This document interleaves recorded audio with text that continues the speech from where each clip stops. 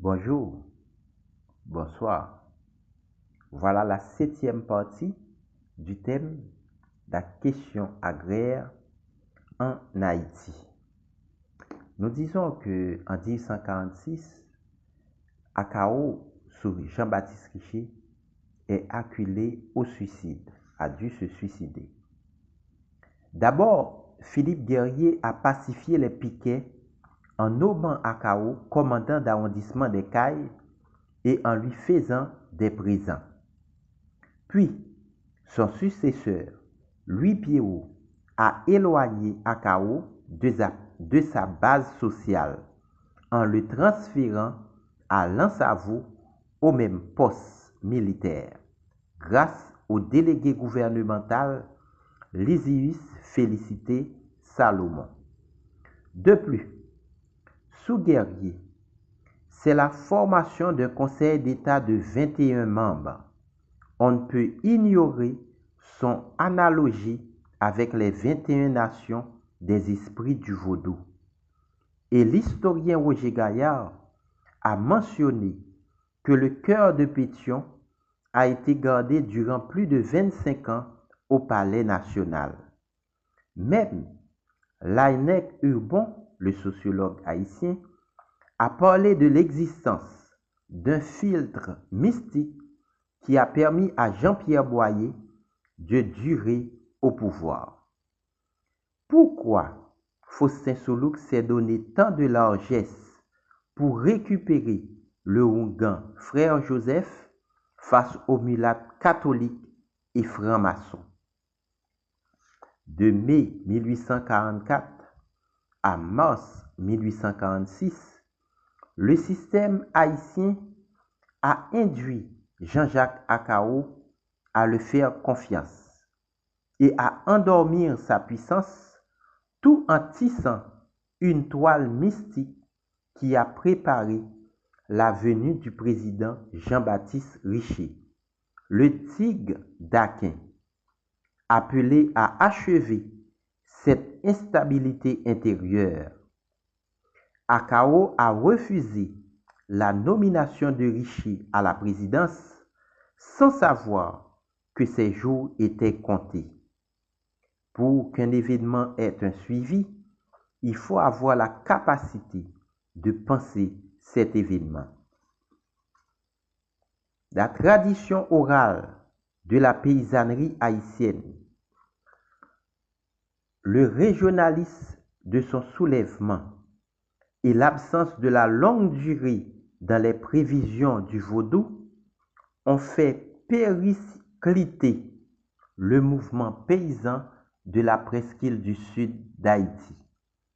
Aucun chef ne s'est allié à sa cause, mais les piquets ont servi de troupes dans un combat qui n'est plus le leur sous le général mulatte Sylvain Salnave en 1867. On a terminé avec les événements sous Akao, Jean-Jacques Akao. On va parler des Kako maintenant. En 1865, le général mulatte Sylvain Salnave a pris la tête d'une insurrection au Cap-Haïtien contre le despote Fabre Giffard, favorable à l'hégémonie mulatte. Grâce à l'appui de la marine britannique, la ville du Cap a été bombardée, occasionnant en 1872 une réclamation allemande de 3000 livres sterling à cause des dégâts causés par la canonnière anglaise Bulldog. Giffard a pu faire échouer cette initiative régionaliste qui avait cherché en vain l'appui américain par une proposition de concession territoriale, niant la doctrine nationaliste interdisant à une nation étrangère de prendre pied sur notre territoire à quelque titre que ce fût.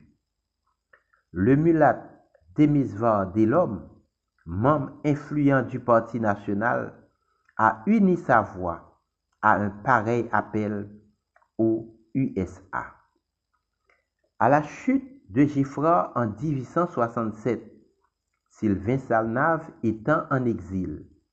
Le révolutionnaire victorieux Nissage Saget a désisté de son élection par le Parlement à cause de la popularité de Salnave rentré d'exil. Le deuxième grief du pouvoir militaro-oligarchique contre Salnave a été son populisme démocratique. Il était aimé des masses urbaines. Le premier acte du duo Salnave et Delhomme a été la persécution de leurs ennemis politiques, qui a été suivie par la dissolution du Parlement par les partisans du gouvernement salnaviste, ce qui a entraîné la mobilisation des Cacos ou les paysans du Nord contre Salnave dans une guerre civile de 2 ans et demi. Tandis que Salnave s'est allié aux piquets et aux masses urbaines, Salnave n'a pas achevé son mandat. Soupçonné d'être proche du vaudou et anti-concordataire, il a été fusillé sur les ruines du Palais national le 15 janvier 1870. De 1911 à 1915, les Cacos ont été mobilisés à nouveau par les généraux nordistes pour la conquête du pouvoir politique moyennant une rétribution, ce qui a fait comprendre que ces paysans faisaient face à la misère, à la dépossession de leurs terres et au manque de maturité politique. Le dernier leader Caco, le médecin mulâtre Rosalvo Bobo, a été bloqué dans son ascension politique par l'intervention américaine de 1915. La société civile paysanne n'a pas été pénétrée des idées du firminisme qui a courtisé le général Jean Jumeau de l'Artibonite en lui faisant comprendre qu'il est de la descendance de Toussaint Louverture pour avoir son adhésion. Les Cacos n'ont été que des bandits à la solde des satrapes du Nord. La preuve, ils ont porté assistance à Cincinnatus Lecomte, un membre fondateur d'une ligue contre le vaudou au Cap-Haïtien, une ligue créée en 1896.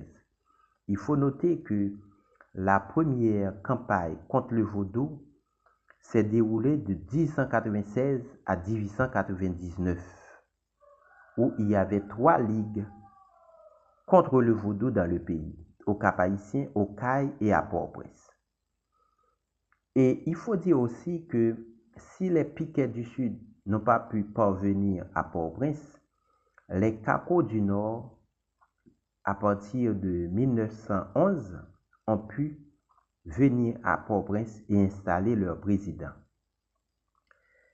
Pour finir, l'économie haïtienne a été concurrencée par celle de ces pays, la Jamaïque, le Brésil, Cuba, USA, Porto Rico, Guyane britannique et Trinité.